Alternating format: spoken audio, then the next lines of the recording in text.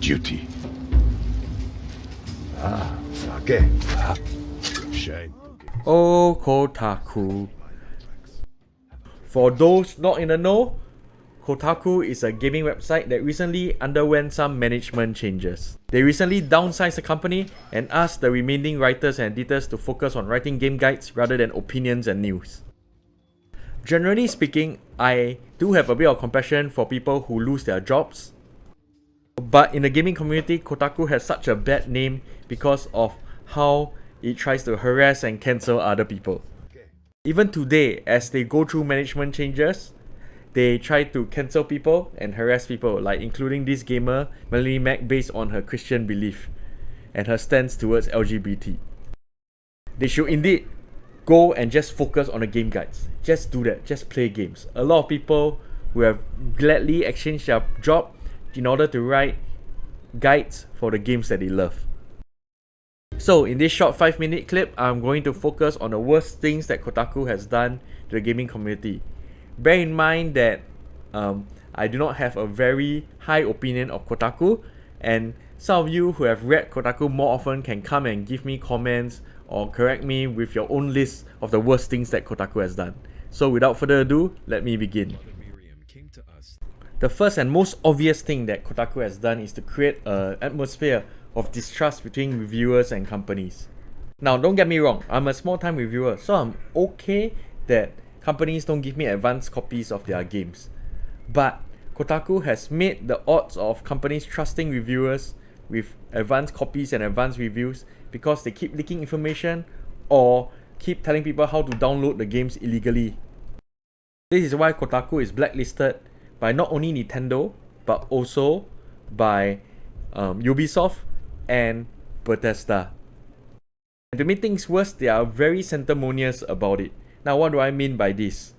Like in last year's feud between them and Nintendo, because Nintendo simply didn't give them advanced copies, it is a privilege, not a right. They portrayed themselves as brave as World War II pilots who fought the Japanese during the war. They don't even see the comparison as wrong because number one, they're not risking their lives, and number two, they're actually not having integrity while doing such hit pieces on Nintendo. This also does a great disservice to war veterans by minimizing the risk they have to take in actual conflict. Now, the second point I want to talk about the worst things that Kotaku has done is attempt to cancel people's livelihoods. This is shown multiple times. For instance, for the DLC, Persona 5 DLC for Super Smash Bros. Ultimate, they try to accuse the creators of the DLC of including a disability slur. Such accusations should not be thrown so loosely around because it can actually cause people to lose their jobs. In a more recent example, one of the journalists actually went to the Discord forum to find out identities of various Steam users so that they can put them in a hit piece regarding the Sweet Baby Inc. controversy, which I have covered before. So yes, if Kotaku didn't do such shady things like this, I will indeed feel sorry for the journalists who have lost their jobs. But just bear in mind that they actually try to cause other people to lose their jobs. And that brings me to my third point. They like to insert their politics everywhere. One of the most legendary examples is a review of the PS5, in which instead of telling me what is ray tracing or what is SSD and how well your games can run on PS5, they focus on the bad economic situation, racism, and all that other irrelevant stuff to the PS5.